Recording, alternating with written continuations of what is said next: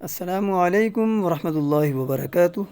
حضرت محمد مصطفیٰ صلی اللہ علیہ وسلم نے ارشاد فرمایا کہ جس شخص نے بھی میری امت کے دین شریعت کی حفاظت کے لیے 40 حدیثیں حفظ کیں، اللہ تعالیٰ اسے قیامت کے دن فقہاء اور علماء میں سے اٹھائے گا۔ ایک روایت میں یہ بھی ہے کہ اللہ تعالیٰ اسے اس حیثیت میں اٹھائے گا کہ اس کا شمار فقیہ اور عالم میں ہوگا۔ حضور نبی کریم صلی اللہ علیہ وسلم کی یہ حدیث اگرچہ ضعیف ہے،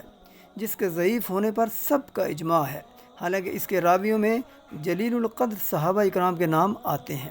جن میں حضرت علی، حضرت عبداللہ ابن مسعود، حضرت معاذ ابن جبل، حضرت عبداللہ ابن عمر، حضرت ابو درداء، حضرت عبداللہ ابن عباس، حضرت ابو ہریرہ، حضرت ابو سعید خضری اور حضرت انس ابن مالک رضی اللہ تعالی علیہم اجمعین شامل ہیں۔ یہ روایت اتنے صحابہ اکرام سے شروع ہوئی، لیکن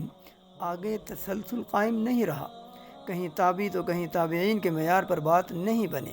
کہیں کوئی راوی قابل اعتبار نہیں رہے تو کہیں کسی راوی پر شک ہے کہ ان کا حافظہ ٹھیک نہیں رہا تھا،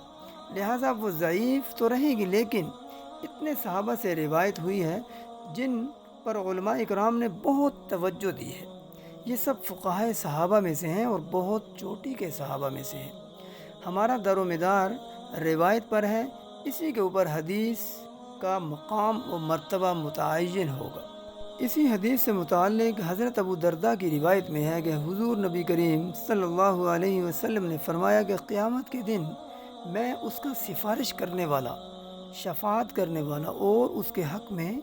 گواہی دینے والا بھی ہوں گا۔ حضرت ابن مسعود رضی اللہ تعالیٰ عنہ کی روایت ہے کہ ایسے شخص سے کہا جائے گا کہ تم جنت کے جس دروازے میں سے چاہو داخل ہو جاؤ۔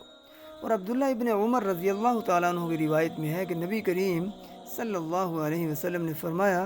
اس شخص کا نام علماء کی فہرست میں لکھ دیا جائے گا اور وہ قیامت کے دن میدان حشر میں شہداء کے ساتھ لایا جائے گا۔ صحابہ اکرام میں اگر کوئی حفظ کرتا تھا تو چونکہ عربی مادری زبان تھی، وہ مفہوم کو خوب سمجھتے تھے، پھر قرآن مجید کے متن اور مفہوم دونوں کو مد نظر رکھ کر اپنی سیرت کا حصہ بنایا کرتے تھے۔ صحابہ اکرام میں سے جن حضرات کا خاص شغف قرآن مجید سے تھا،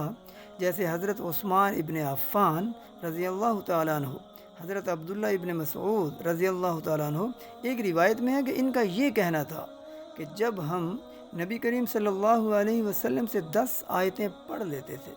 تو جب تک اس کے علم اور عمل دونوں کو حاصل نہیں کر لیتے تھے آگے نہیں بڑھتے تھے۔ الفاظ ہی نہیں، علم اور عمل بھی، یعنی 3 چیزیں جمع کی گئی ہیں۔ الفاظ ان کے حافظے میں محفوظ ہو جائیں،